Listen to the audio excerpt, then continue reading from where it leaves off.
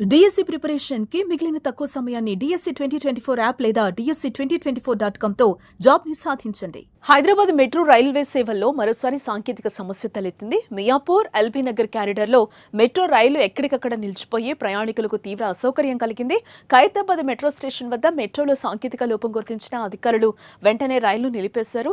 సాంకేతిక లోపంతో ట్రైన్ స్టేషన్లోనే నిలిచిపోవడంతో ప్రయాణికులు లోపలికి అనుమతించకుండా మెట్రో సిబ్బంది తాత్కాలికంగా అడ్డుకుంటున్నారు. దీంతో ప్రయాణికులు తీవ్ర ఇబ్బంది పడ్డారు.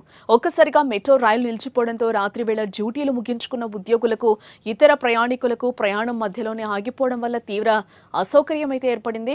ప్రయాణికులు సోషల్ మీడియాలో కూడా అసంతృప్తిని వ్యక్తం చేస్తున్నారు. కేవలం 4 రోజుల వ్యవధిలో మెట్రో రైలు సేవలో అంతరాయం ఏర్పడటం గమనార్హం. మొన్న 15 నిమిషాలు రైలు ద్వారాలు తెరుచుకోకపోవడంతో ప్రయాణికులు పడ్డ ఇబ్బందులు అన్నీ కావు.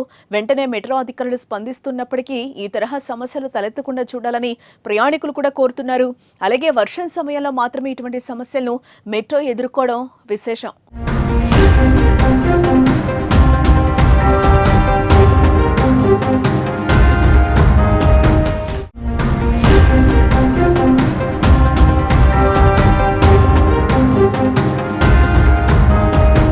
ఇక మరోపక్క మెట్రో రైలు ఛార్జీలు పెంచే అవకాశాలపై తాజాగా సంకేతాలు కూడా వెలువడ్డాయి.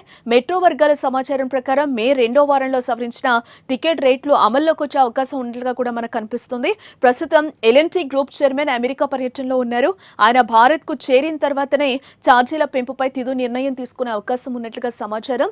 L&T హైదరాబాద్ మెట్రో సంస్థ ఈ టారిఫ్ సవరణలతో వార్షికంగా అదనంగా 150 కోట్ల వరకు ఆదాయం పొందాలన్న లక్ష్యంతో ముందుకు సాగుతోంది.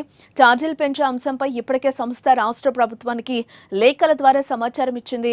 ప్రస్తుతం మెట్రోలో కనిష్ట టికెట్ ఛార్జీ 10 రూపాయలు కాగా గరిష్ట ఛార్జీ 60 రూపాయల వరకు ఉంది. ఈ గరిష్ట ధరను 75 రూపాయల వరకు పెంచే అవకాశాలైతే పుష్కలంగా కనిపిస్తున్నాయి. ఇటీవల నివేదికల ప్రకారం మెట్రో రైలు సేవలతో పాటు ప్రకటనలు, షాపింగ్ మాల్స్, అద్దె లాంటి ఇతర మార్గాల ద్వారా L&T మెట్రో సంస్థ ఏటా సుమారు 15,000 కోట్ల ఆదాయాన్ని అయితే నమోదు చేస్తోంది.